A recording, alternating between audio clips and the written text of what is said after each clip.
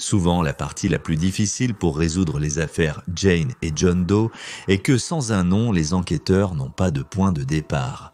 Ces dernières années, l'utilisation de bases de données généalogiques a permis aux détectives de résoudre des affaires en identifiant le défunt et en leur permettant de retracer leurs derniers mouvements.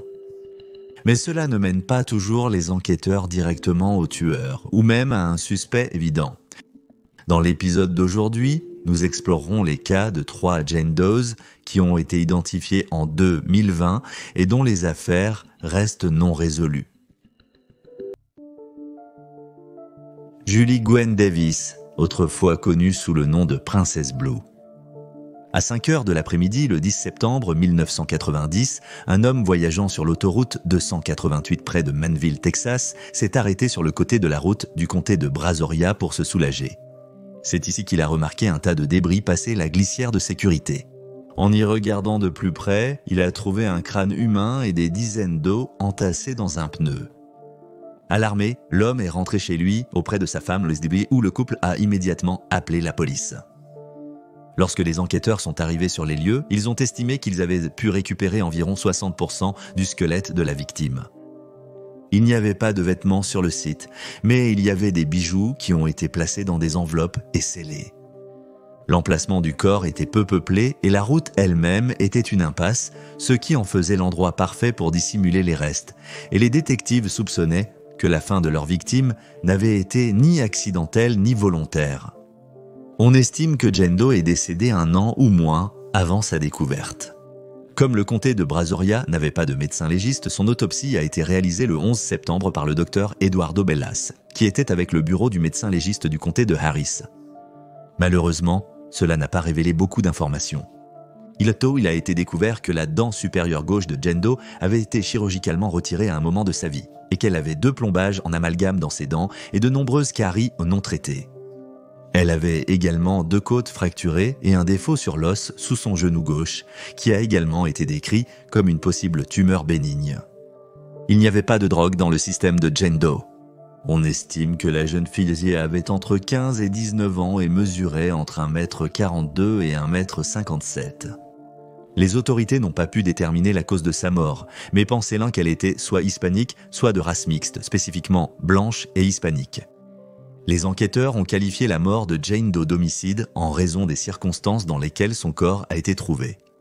On ne sait pas pourquoi, mais il a fallu 16 ans de plus aux détectives avant qu'ils n'examinent les bijoux distinctifs de Jane Doe. En août 2006, son affaire a été rouverte et un officier sur l'affaire a découvert ses affaires qui avaient précédemment été négligées. Jane Doe portait une bague en argent avec un motif de parchemin, une bague en argent avec une pierre turquoise en forme de licorne ou de cheval, une bague en or avec 6 pierres claires, un bracelet en perles de nacre, 2 bagues en argent presque identiques et enfin une bague de classe en métal bon marché de Robert E. Lee High School, qui est maintenant connue sous le nom de Margaret Long Wisdom High School et située dans le sud-ouest de Houston, Texas. La bague avait une pierre de couleur saphir circulaire au centre et était datée de 1975. Comme il a été déterminé que Jane Doe était dans la mi-adolescence à la fin de son adolescence au moment de son décès, les enquêteurs ont théorisé que cette bague lui avait été transmise par un membre de la famille ou appartenait peut-être à un compagnon plus âgé. La lettre L était incrustée dans la bague. Apparemment, c'était optionnel pour ceux qui ont eu la bague et représentaient Truly. Cependant, il n'a pas été exclu que ce L ait été gravé à la main. Les détectives ont également découvert que la bague avait été redimensionnée 2 fois. Elle était à l'origine de taille américaine 7.5 et a été trouvée sur Jane Doe en taille 9.5. Jane Doe a été surnommée Princesse Bleue en référence à ce bijou distinctif. La même année, les progrès en matière de médecine légale et de tests acides désoxyribonucléiques ont montré que Jane Doe n'était ni métisse ni hispanique, mais qu'elle était blanche. Elle avait également quelqu'un avec de l'acide désoxyribonucléique africain qui est récemment entré dans sa famille, peut-être un grand-parent, et elle aurait pu avoir jusqu'à 21 ans au moment de sa mort. Suite à ces nouvelles informations, le département de police de Manville a élaboré une nouvelle image de ce à quoi Jane Doe aurait pu ressembler de son vivant et a interrogé des dizaines d'élèves du lycée Robert E. Lee après avoir trouvé la bague, mais personne n'a reconnu l'image de la jeune fille. 1 an plus tard, en juin 2007, des esquisses de Jane Doe ont été diffusées sur les chaînes de télévision et dans les journaux à travers le Texas. Bien que de nombreux indices ayant été reçus, aucun d'entre eux n'a permis d'établir l'identité de Jane Doe ni le nom de son meurtrier. Juste un mois après cela, les autorités ont commencé à soupçonner que le tueur en série Roy Allen Stewart était responsable du crime, notant que la période de la mort de Jane Doe correspondait à celle où Stewart était actif. De plus, il était présent dans des villes où des filles d'un âge similaire avaient été tuées. Cependant, Stewart a refusé de coopérer avec la police et a faussement déclaré qu'il était emprisonné entre 1989 et 1990. Il a également prétendu ne pas reconnaître les esquisses de Jane Doe. Finalement, cependant, Stewart a été écarté en tant que personne d'intérêt. Le cas de la princesse bleue a largement stagné au cours de la décennie suivante environ. En novembre 2019, une station de nouvelles texane nommée ABC13 a couvert l'affaire, tentant de générer de nouvelles pistes. Il a été noté que Jane Doe avait un parent ou grand-parent noir du côté de sa mère, et la station a révélé que ses restes avaient été envoyés à un laboratoire à Austin pour des tests acides désoxyribonucléiques afin d'obtenir une reconstruction plus précise de ce à quoi elle aurait pu ressembler de son vivant. Cependant, elle serait identifiée avant la fin de ces tests. Dans la ville d'Orange, au Texas, un homme nommé Danny Davis a donné son acide désoxyribonucléique à un ranger du Texas espérant retrouver sa sœur perdue de vue depuis plus de 30 ans. Le ranger croyait que la sœur de Danny était une Jane Doe retrouvée morte à Jarrell, Texas en 1989. On l'appelait la fille Corona à cause de son t-shirt de la bière Corona. Mais en janvier 2020, elle a été identifiée comme étant Sue Ann Husky, âgée de 17 ans, qui a disparu de Sulphur Springs, Texas, la même année que son corps a été retrouvé. Bien que l'intuition du ranger ne se soit pas avérée, l'acide désoxyribonucléique de Danny a obtenu un résultat sur les bases de données lorsqu'il a été trouvé correspondant à Princess Blue. Il y avait une certitude de 99,9% que Princess Blue était la sœur disparue de Danny. Julie Gwen Davis, qui a disparu de la Nouvelle-Orléans en 1987. En juin 2020, les enquêteurs ont annoncé que Princess Blue avait officiellement été identifiée. Les frères et sœurs Davis ont été choqués par les résultats. Danny a noté qu'il n'avait jamais entendu parler de l'affaire Princess Blue et qu'il n'aurait pas cru que c'était elle si on ne lui avait pas dit que l'acide désoxyribonucléique correspondait. Les stations de nouvelles ont demandé si Julie avait un lien avec Houston ou Robert Lee High, mais on leur a dit que la seule chose que la famille pensait, qui pourrait éventuellement lier les deux, était que le mari de Julie venait de Houston. Du moins, c'est ce qu'elle leur avait dit. Julie est née de Danny Carroll Davis, un soudeur et monteur de tuyaux, et Edna Ray Davis, une aide-soignante, le 19 octobre 1968, ce qui la rendait d'environ 20 ou 21 ans au moment de sa mort. Elle était l'aînée de 6 enfants. Ses frères et sœurs décrivaient Julie comme un esprit libre, gentil et doux, qui aimait rire. Son bracelet de perles lui avait été offert par sa mère, et sa famille menait apparemment un mode de vie plutôt nomade, déménageant de nombreuses fois, bien qu'il soit toujours resté à Orange.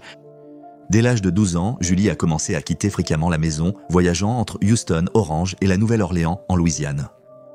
Il semble qu'elle ait officiellement quitté la maison à l'âge de 16 ans et se soit mariée 2 ans plus tard.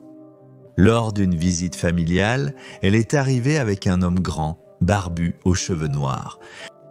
Elle l'a présenté comme son mari, bien que les enquêteurs n'aient pas pu trouver de licence de mariage officielle pour Julie. Ils soupçonnaient un mariage de droit commun. Danny a décrit le mari de sa sœur comme distant. Il semblerait que ce soit la dernière fois que sa famille l'ait vue. Comme Danny s'en souvient, je cite, « C'est la dernière chose dont je me souviens d'elle, elle me faisait un câlin, me disait qu'elle m'aimait et elle a fondu en larmes et s'est éloignée. Et c'est la dernière fois que je l'ai vue. » Les parents de Julie ne sont plus en vie, mais ses frères et sœurs sont heureux de coopérer pleinement avec les détectives qui ne sont toujours pas sûrs du lien de la jeune femme avec la bague de classe de Robert Lee. En novembre 2020, la sœur de Julie, Stéphanie, a rencontré les forces de l'ordre, où ils lui ont rendu ses restes ainsi que certains de ses bijoux, y compris les 2 anneaux en argent et le bracelet de perles. Il continue de garder la bague de classe, car c'est une partie importante de l'enquête. Danny a déclaré aux médias, je cite, « Elle me manque, je donnerai tout pour la revoir. Elle était toujours souriante, toujours heureuse. Si vous avez des informations sur l'affaire Julie Davis, vous pouvez appeler le commissariat au 28 148 91212. »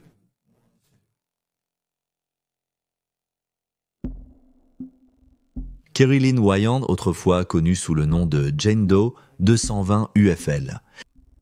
Le 1er mai 1995, un ouvrier agricole a découvert un seul os et plusieurs vêtements alors qu'il préparait un champ de maïs pour la plantation de printemps.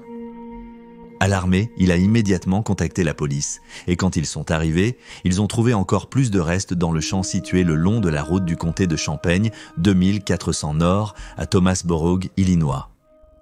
On ne sait pas grand-chose de l'enquête sur le cas de Jane Doe qui semble être passée en grande partie inaperçue. La cause de sa mort n'a jamais été rendue publique pour protéger l'enquête, bien qu'il soit possible qu'elle soit morte suite à des coups ou à des blessures peintes par balle. Dans tous les cas, le coroner du comté de Champaign a qualifié sa mort d'homicide. Selon le Doe Network, Jane avait au moins un enfant, peut-être plus, et avait probablement eu une césarienne. Sa structure osseuse des jambes suggère qu'elle aurait pu avoir une formation en athlétisme, ballet ou gymnastique. On pensait qu'elle avait entre 19 et 41 ans, bien que cela ait été plus tard modifié à 16 et 29 ans après réexamen de ses os. Plusieurs objets accompagnèrent le squelette lorsqu'il a été trouvé, y compris 2 bagues et 2 pièces de vêtements. L'une des bagues était un simple anneau d'or, et l'autre était une bague en métal jaune avec des pierres disposées en motif circulaire avec un centre vert foncé. En ce qui concerne les vêtements, une blouse blanche à col en 5 à manches courtes de taille moyenne avec des boutons à la fois sur le devant et le dos a été trouvée. Elle avait une poche sur le côté gauche et l'étiquette indiquait Huntington Ridge. Une paire de bas de jogging se trouvait près du corps. Les tests d'isotope effectués sur les restes de Jane Doe ont indiqué qu'elle était originaire du sud-est de l'Illinois, du Tennessee, du Missouri ou du Kansas, mais qu'elle n'avait pas passé beaucoup de temps en Illinois au cours des 5 dernières années de sa vie.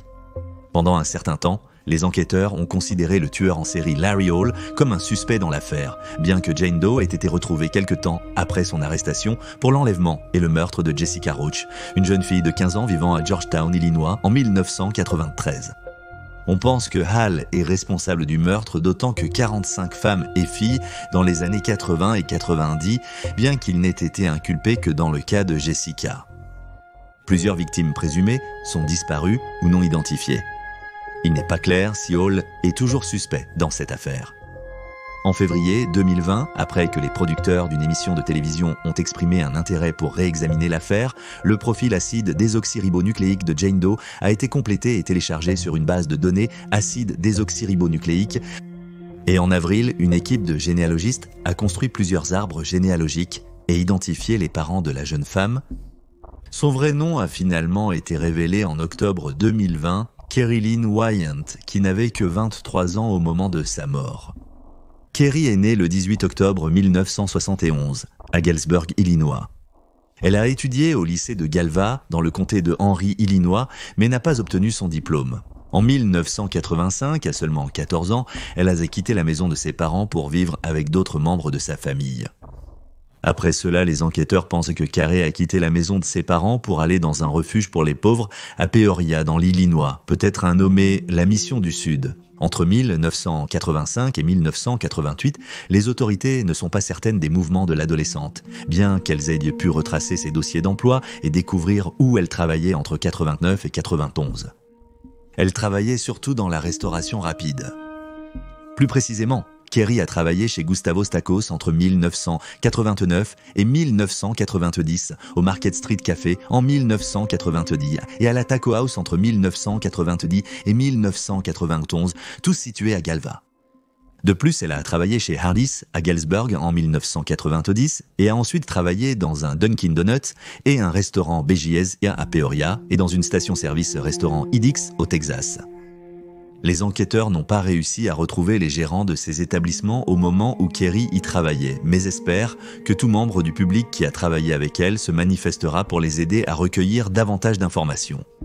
Bien qu'il ne soit pas clair ce que Kerry a fait entre 1991 et 1993, les autorités ont pu retrouver sa trace en 1994 lorsqu'un ancien ami de la jeune femme a dit aux détectives qu'elle était réapparue à Galesburg en février de cette année-là.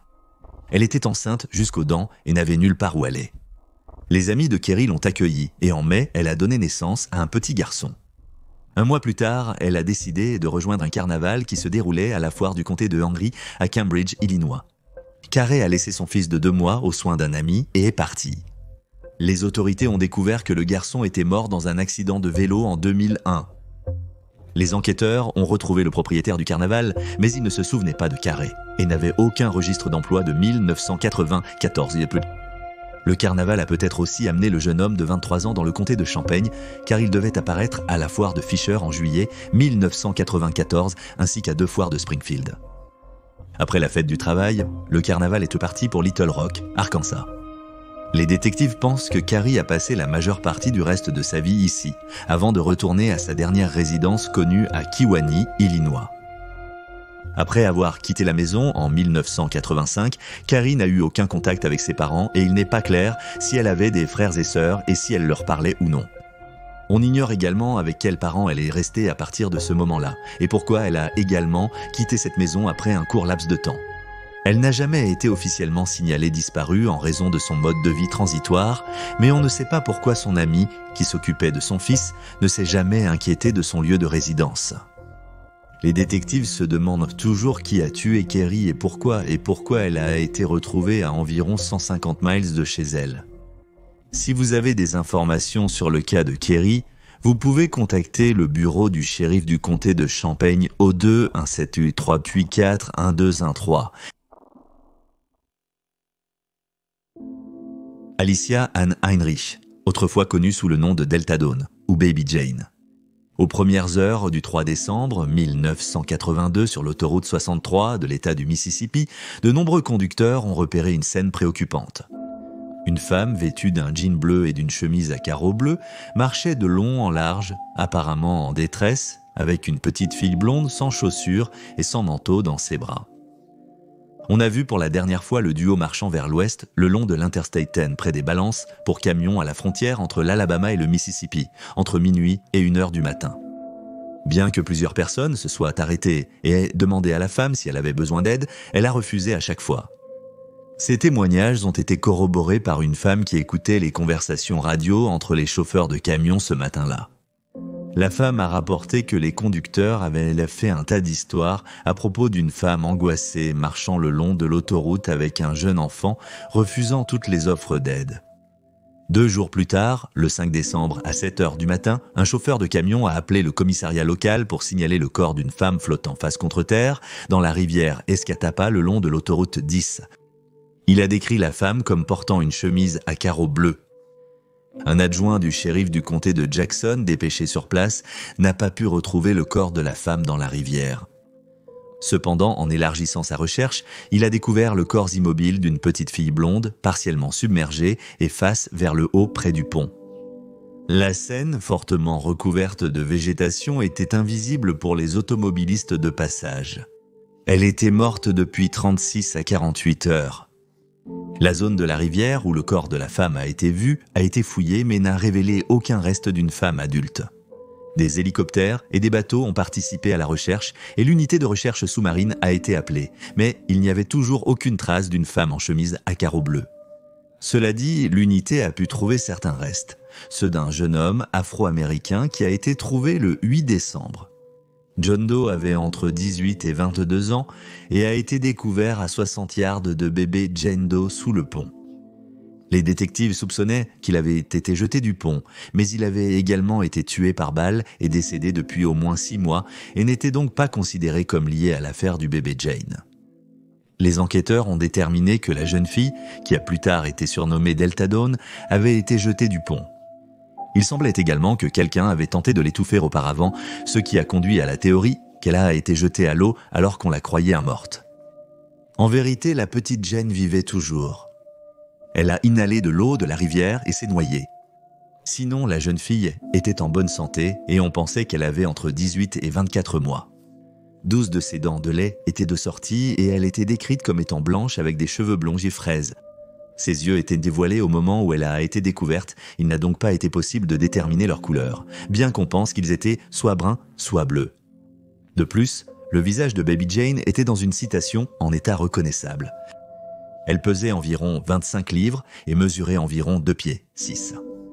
Il n'y avait aucun signe de malnutrition et elle était habillée d'une robe à carreaux roses et blanches de la marque Cradle Tox, qui avait 3 fleurs sur le devant et une couche.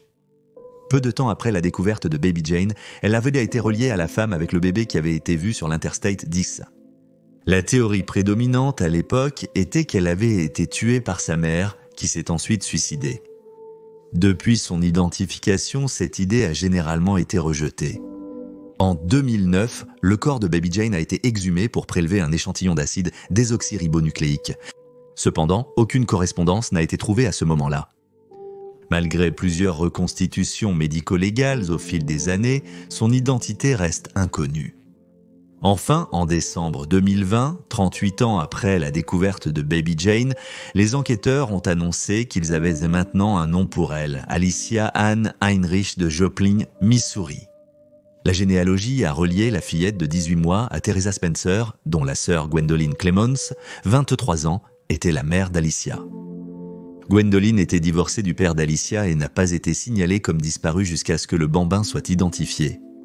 La mère et la fille ont disparu aux alentours du 24 novembre 1982 de Kansas City, Missouri.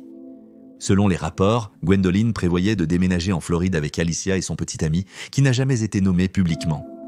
Elle avait l'intention de prendre un nouveau départ après son divorce, mais le petit ami non identifié a fini par retourner seul dans le Missouri. Bien qu'il soit maintenant décédé, il a été décrit comme un suspect et une personne d'intérêt dans les articles de presse.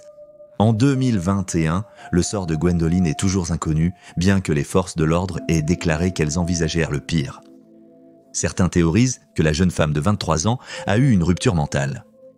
D'autres adhèrent toujours à la théorie du meurtre-suicide.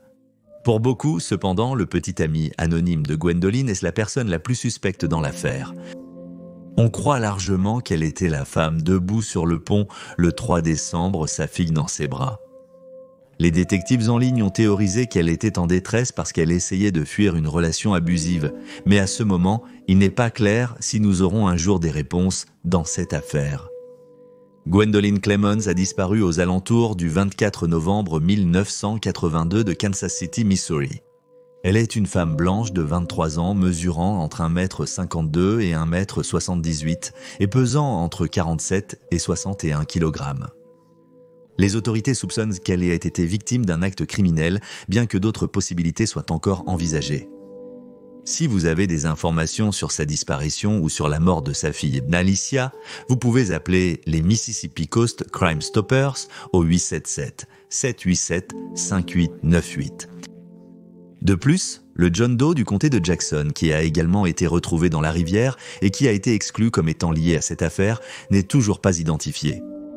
Il s'agit d'un homme afro-américain âgé de 18 à 22 ans. On estime qu'il mesure environ 5 pieds 6, pèse de 120 à 170 livres et était gaucher.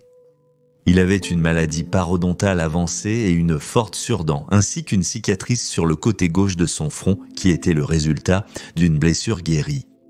Il portait des baskets Converse avec une bordure rouge en taille américaine 7,5, un pantalon marron et une chemise de sport à thème hawaïen délavée. Toute personne ayant des informations sur son cas peut appeler le médecin légiste de l'État du Mississippi au 60-142-091. 40. Et voilà les faits. Veuillez laisser un commentaire ci-dessous avec vos propres théories et spéculations. Et n'oubliez pas d'aimer cette vidéo et de vous abonner pour soutenir la chaîne. Merci d'avoir regardé, restez vigilants, restez en sécurité et je vous verrai la prochaine fois.